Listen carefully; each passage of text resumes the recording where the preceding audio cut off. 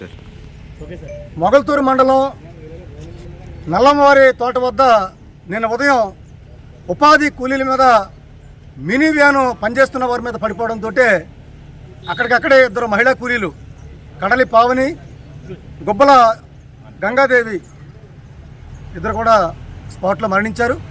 తీవ్రంగా గాయపడినటువంటి గుబ్బల మాణిక్యాలరావు రాత్రి గుంటూరులో వైద్యం పొందుతూ ఆయన కూడా మరణించడం జరిగింది. అంటే ఒకే కుటుంబంలో భార్య భర్త మరణించారు, అలాగే మరొకరు మహిళ మరణించారు. కడాలి సత్యనారాయణ గొడాల సత్యనారాయణ ఇవాళ భీమవరం ప్రైవేట్ ఆసుపత్రిలో ఇవాళ వైద్యం పొందుతున్నారు. ఇది చాలా దురదృష్టకరమైన సంఘటన. ఉపాధి కూలీలు వారు పని చేసుకుంటూ ఉండగా వారి మీద పిడుగుపాటులాగా వచ్చి ఈ వాహనం పడి వారి మరణానికి కారణం అయ్యింది. సరే, జరిగిన సంఘటన దురదృష్టకరమైంది, బాధాకరమైంది. ఎవరం కూడా కుటుంబాల యొక్క లోటుని మనం పోడ్చలేం.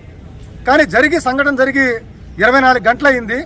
24 గంటలైనప్పుడు కూడా ప్రభుత్వం వైపు నుంచి ఇప్పటి వరకు కూడా ఎటువంటి ప్రకటన కానీ ఎటువంటి స్పందన కానీ ప్రభుత్వం వైపు నుంచి లేదు.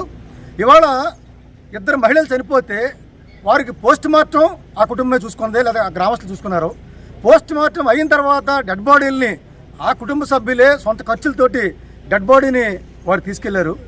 చివరికి ఎవరైతే గాయపడ్డారో గాయపడ్డ వారికి